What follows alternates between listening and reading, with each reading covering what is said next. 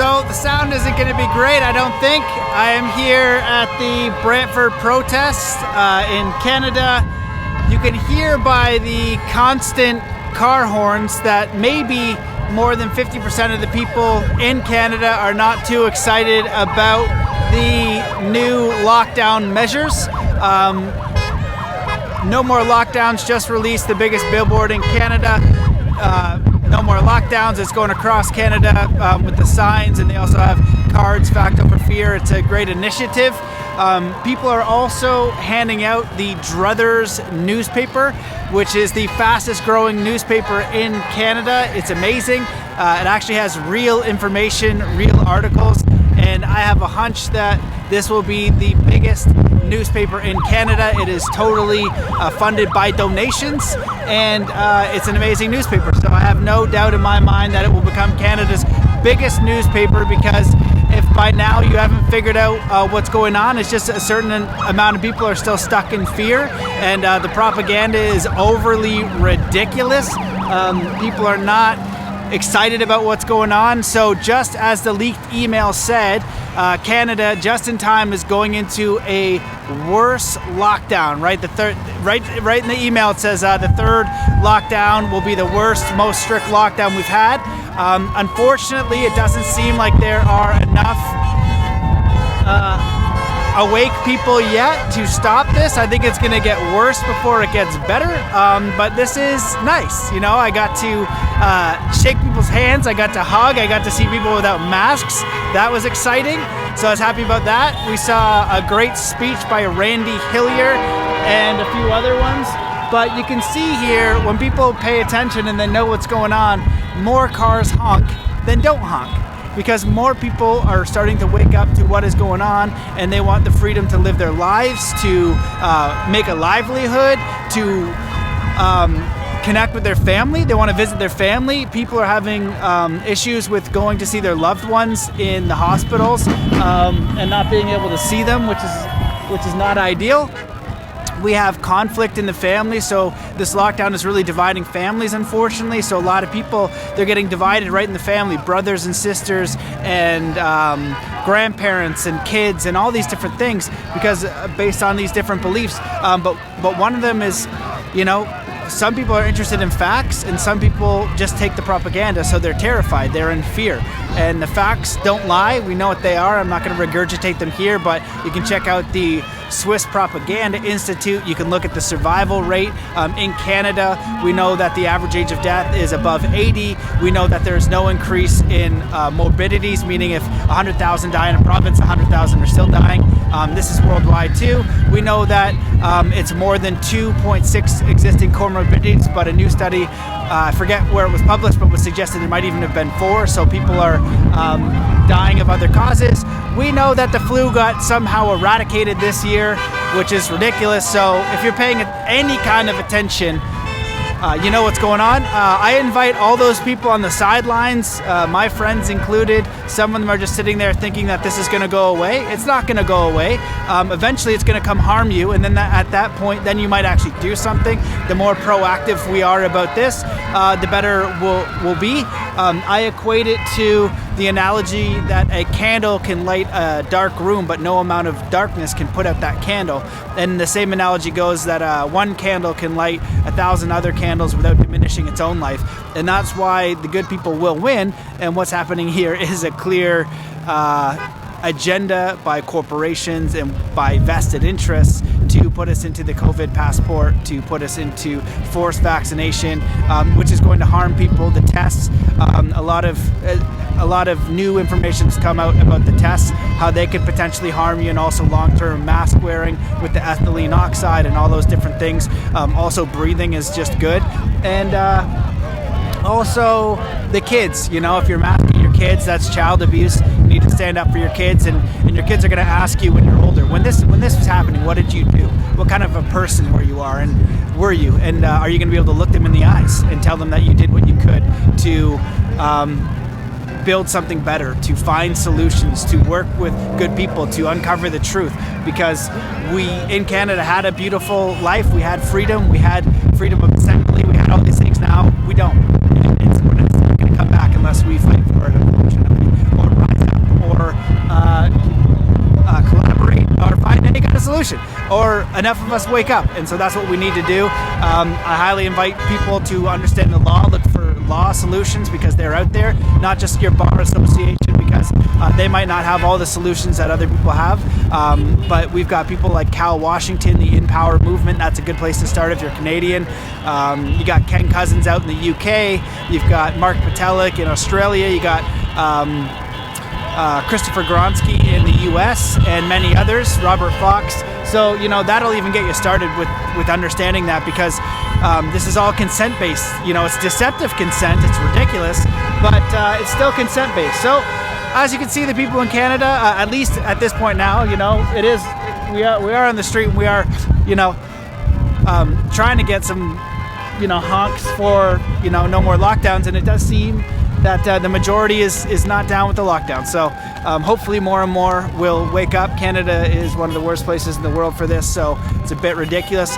So my invitation to you is to focus on solutions, find the truth, be a good member of your community, know where your food, water, and shelter come from, because in Canada they predict the in Q2, so that's somewhere in June, I believe, that we're going to have a food shortage. And guess what? They're architecting that right now, because I know a friend of mine who lives in Norfolk County, where most of our fruits and produce come from. They've changed the legislation so that all the stuff that's going to be created and farmed and made and grown, they're not going to have the pickers, because it's manual labor to pick all of the produce we have that goes to a lot of southern Ontario.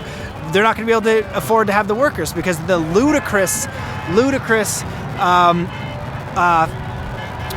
rules that they put on them. So they're manufacturing it on purpose, which is ridiculous.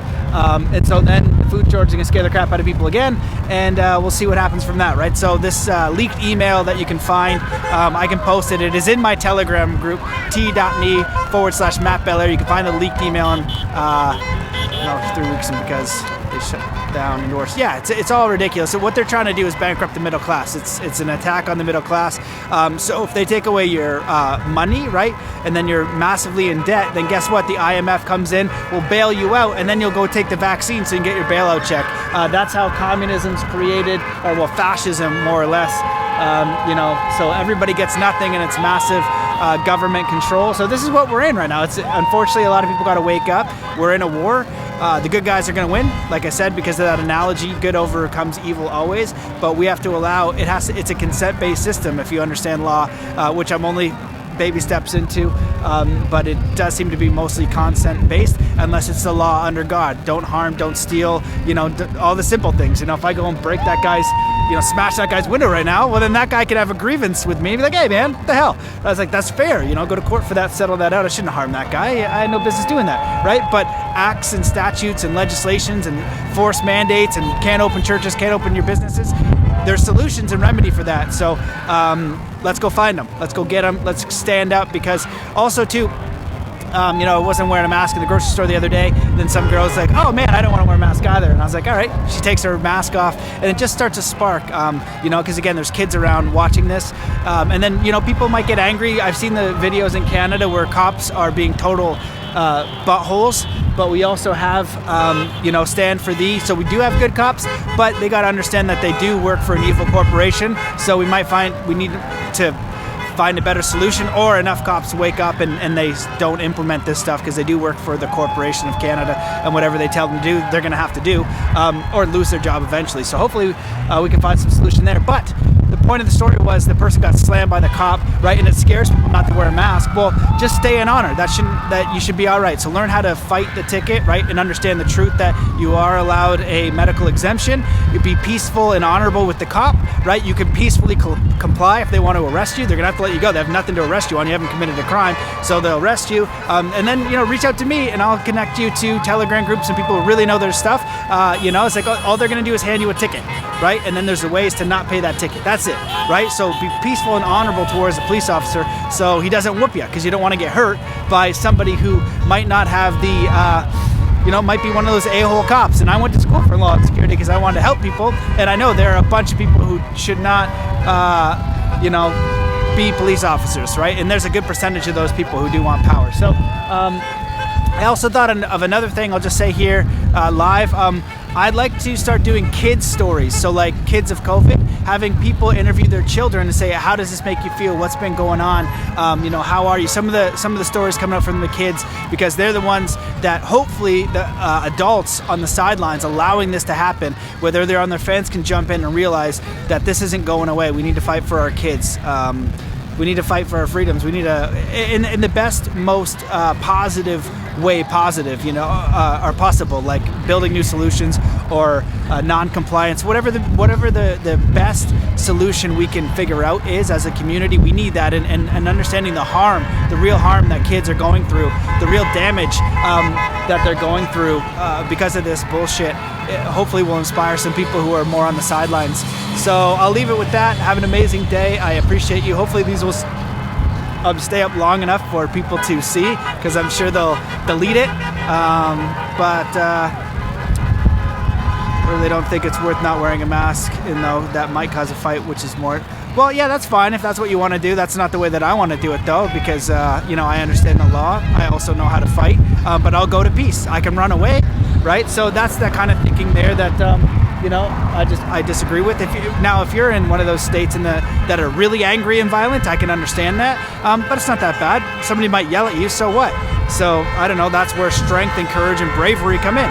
And so you don't have to argue with them all day. I haven't worn a mask since the beginning, and I don't argue with anyone. I had one person argue with me one time. That's it. And then I had one other person said, "Where's your mask?" And I said, "I'm exempt." That was it. So there you go. So feel free, but it's also excuses. So, again, my area might be better than most, right? But I don't know. That's my operation. I'm going to show the example of what that is and be truthful to myself, even if it's not easy. And if somebody argues with me, learn how to deflect that, right? But again, I've had crazy experiences. I faced a guy with a machete. I've had a gun to my head. Martial arts training definitely helps with this. So, yeah, I would be fine with that, but most of these people are follower sheep, you know what I mean? That's fine. Great, I don't care. I don't care. I'm not going to live in your illusion, right? And I'm not going to live in fear. And if you want to live in fear and your biggest fear is arguments, then all right, that's whatever you want to do, right? But I'm just not going to do that. So, and that's what I think we need more people to do it, because if we had more than 30% not wear masks, it would normalize quickly. The problem is people are too afraid, so you need to be less afraid. That's my suggestion. So, and fear is the only thing they have. So as long as we're obedient and afraid, then they're gonna keep going. The less of us that get courage and bravery and understanding and oh my God, what if somebody yells at me? So what? So what?